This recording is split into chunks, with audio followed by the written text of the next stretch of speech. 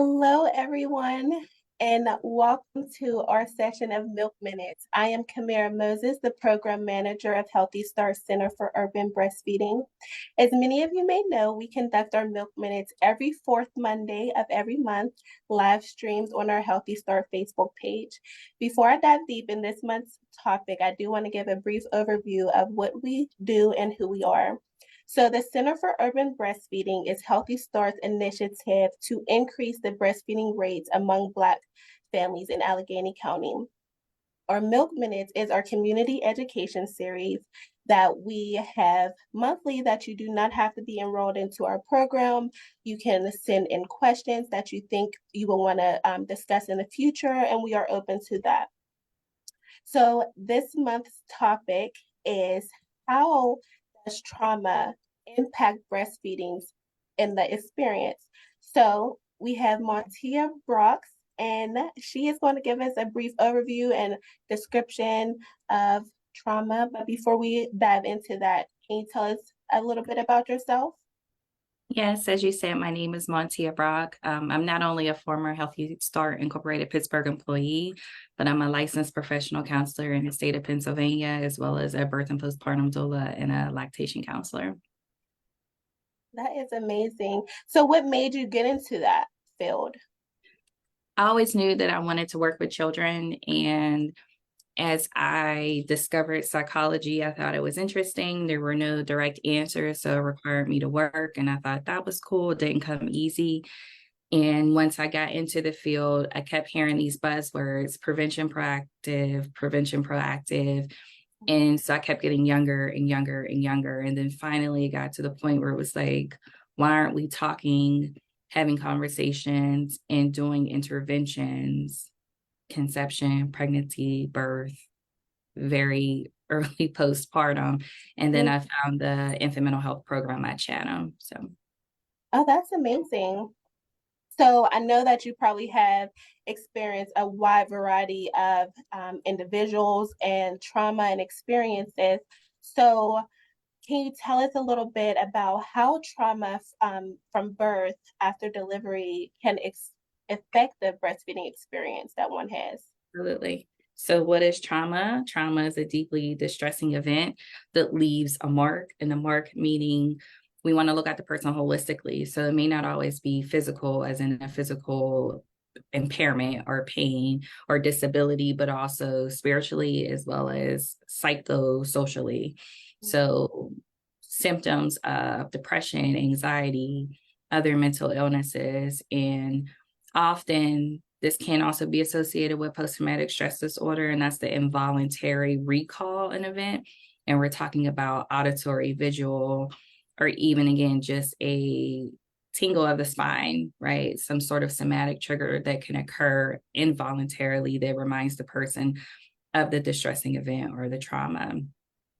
When it comes to birth trauma, we also want to put a pin in the fact that so many people already approach their birth having previous trauma, and it's important for us to highlight that that also can show up and take place conception, pregnancy, birth, and postpartum. So it's important to notate that.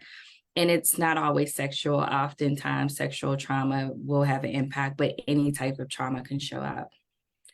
When there is birth trauma, it's important that we acknowledge that we, as in providers, family, friends, community, we can't tell someone that what they experienced was traumatic. It's really for that person to acknowledge that. I have experienced instances where people are not in a place to acknowledge or recognize what they experienced as trauma.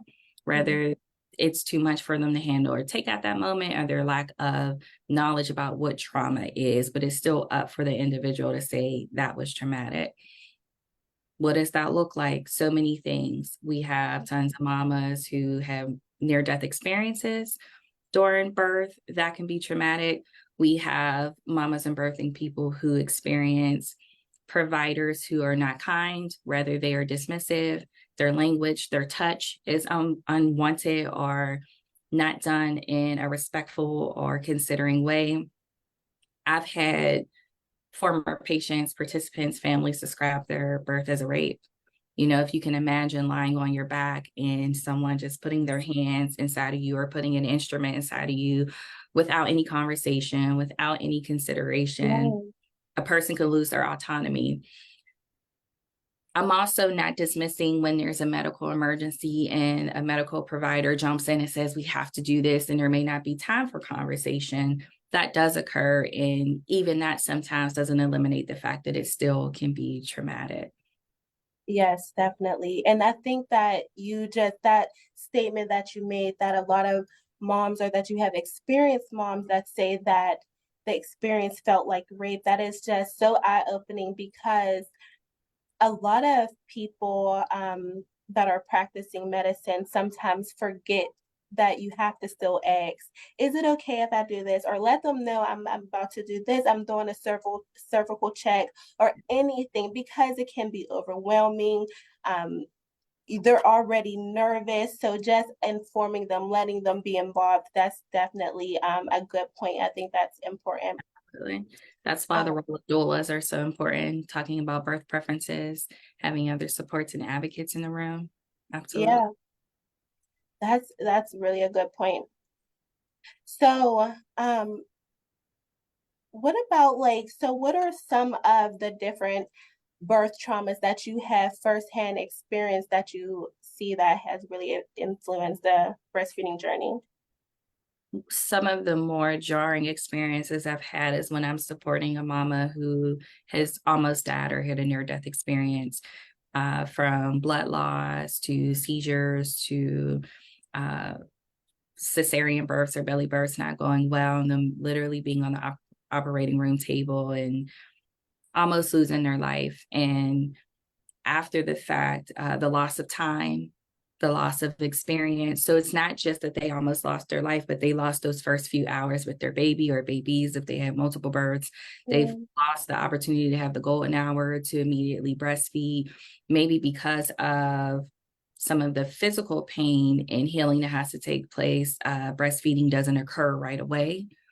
It's hard to breastfeed often when you have a scar going across your belly. And, mm. you know, the football hold is, you know, a very common hold, and, or the cross cradle, and that doesn't feel comfortable. So, Yeah, definitely. Wow, that's just like heavy a little bit, you know? yeah, very for families. So how would you navigate that if you were someone that had a cesarean, or you had to get a blood transfusion and you missed that golden hour, um, but you still was determined to breastfeed and you still was motivated and you wanted to. So how would you be able to navigate through those feelings of, Yeah. um, the trauma that you just experienced and the determination of continuing breastfeeding? So, acceptance and commitment therapy, or ACT, is a huge piece of the work I do. I talk about leaves on a stream a lot and teaching people how to deal with their thoughts. We have this huge misconception that we can stop our thoughts, but that's what our brain naturally does. So, even within ACT, I talk about the acknowledgement, the validation, the acceptance of your feelings. So, the goal is not to dismiss the fact that you're frustrated or disappointed or feel guilty, et cetera, et cetera, et cetera. Is to sit and process those emotions, allow them to have their time, and then figure out what moving through and moving past them means. Moving through and moving past, coping skills, support, whether that is CLC, IBCLC, uh, providers explaining how to get through your pain. Like, one of the things I hear most from mamas who've had a belly birth is like, no one told me the correct way to get out of bed. So you don't just like sit up and pull up, sit up, you swivel Yeah. around, you pull something, you stand up. Uh, Sometimes this can even mean connecting with a therapist so that you can continue to process your feelings, allowing those experiences to help you continue to build the relationship with your baby. So that dance that we call in infant mental health, so that you can read your baby's cues and effectively know when it's time to breastfeed, when you are full, noticing if there's clogged ducts or anything else that may interfere with your breastfeeding. Mhm. Some of the tougher interactions I've had is helping families determine if breastfeeding is actually right for them. So I tell folks all the time, what's best is what's best for your family in that moment. And sometimes mamas have to make the decision between, do I take a psychopharmaceutical like a antidepressant, anti-anxiety, or antipsychotic that may come up in the milk, like we have the research and we have the evidence that it crosses the barrier, or do I breastfeed? That's Right. often a very difficult conversation for families. Yeah, because they have that determination, like you were saying, and just sometimes it just isn't feasible. Even though you might want to, and we used to go, like I used to hear it all the time, breast is best. Right. And people still wanted to go by that. But if it's not feasible and if it's going to cause more harm than good to your own well-being, then you can reconsider some things. And it's okay to, like, you're 100% doing the great thing for your child. A lot of moms feel like they're not doing the best, or sometimes they don't want to report their trauma or discuss it because they feel like they're a victim. So that's good that you say that they have a lot of support that's available. Are these things that they can reach out to at their postpartum visits, or how do they receive some of these resources? Before you leave the hospital, you can be connected to the local IBCLC, CLC team that may be available in the hospital. I know the families go home with this huge packet and it can be overwhelming to go through, but typically like our local birthing hospitals and our birthing center, they send families home with tons of resources. So being able to sit down as a family and to go through them. This is also a great reason to have a postpartum doula who can observe, refer and support to the best of their scope. Yes, connecting with a team at any point. So obviously sooner is best, but at any point where you feel safe enough and can connect with an available team, whether that is a social worker, LPC, psychiatrists, psychologists. The key, we talk about providers who are breastfeeding friendly versus breastfeeding knowledgeable. It's the same thing, like having a therapist or a mental health support that is perinatal knowledgeable and not just perinatal friendly. So even when it comes to the medication, your nurse practitioner, which can also include a midwife, your OB, and your PCP have the capacity to diagnose and provide medication. Okay. You want to make sure that they're breastfeeding knowledgeable. You want to make sure that they're perinatal knowledgeable so that you can find out what best fits for your family. Okay, those are really good resources because I think a lot of people may not even know to ask about that, or that that's really at their fingertips. So thank you for sharing that. Um, I know that we discussed a little briefly about if someone is taking some type of medication, and they have to decide whether to take their medication or just to breastfeed. But what if someone isn't necessarily taking a medication, but they're depressed, or they're like going through maybe some type of domestic, and that's really causing some hindrance on their mental health? I know sometimes that can affect how the breastfeeding experience is. Can you tell us a little bit about that? So I'm going to talk a little bit about flight or fight and how that affects the body biologically. So there's the parasympathetic and the sympathetic system. The sympathetic system is what we connect to flight or flight. So there's fight, fight, on, freeze, more than they discover. So you know, regret about it.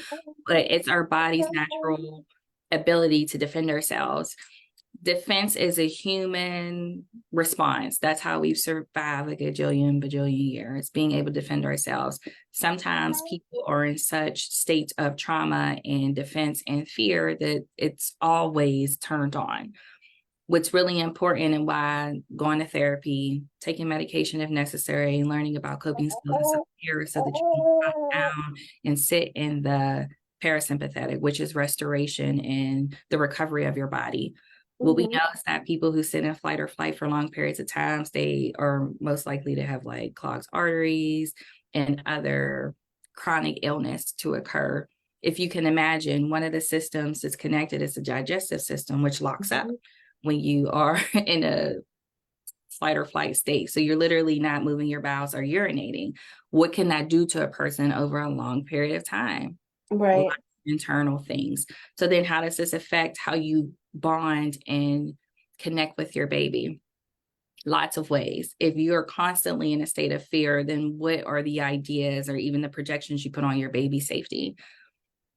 How do you focus on maintaining your health so that you can have a good milk supply? One of the biggest misconceptions is that stress, like stress itself and cortisol, affects the milk supply, but it's often your response to stress. So if you're stressed out and not eating and staying hydrated, that's what actually affects your milk supply versus the stress and the cortisol itself. Right. Thank you. I think these are really great points because a lot of people um, don't characterize some of the things that they have went through as trauma, but it still affects them so heavily as such. So I think this was such a great topic, Montia. I really appreciate your expertise behind it. You have a source that did you have anything that else that you wanted to share? So I have 3 books here that are really good for providers and families. So the first one is not necessarily for survivors. It can be triggering, especially if they're not in a place of where they're receiving help, having their coping skills and taking care of themselves. And it's called When Survivors Give Birth. It could be good for any provider who supports people who've had trauma prior to their birth and understanding how to support them. Second one, The Body Keeps the Score, and it talks all about that sympathetic, parasympathetic, how trauma somaticizes and sits in the body. And it's almost like a memory reservoir to our trauma. Mhm. And then the last book is my favorite. I give it for baby showers, gifts, everything. It's called Your Baby Speaking to You. So I mentioned earlier about the importance of a mama's trauma affecting how she can be present and engage with her babies. We all know that reading your infant's cues are very important in the relationship and breastfeeding. Like, when is your baby hungry? This book does a really great job. It provides pictures and explanations on all types of infant cues. Okay, I love that. As you can probably hear, my little baby's giving the cue right now. Um, so I definitely think that's a good book. I might have to get it myself. Yes, yes. But thank you so much, Montia. I really appreciate it. This was such a great topic. Please, everybody who joined, who's going to listen, get those books. Like, share, come again. Thank you for joining our Milk Minutes, and we will see you next month.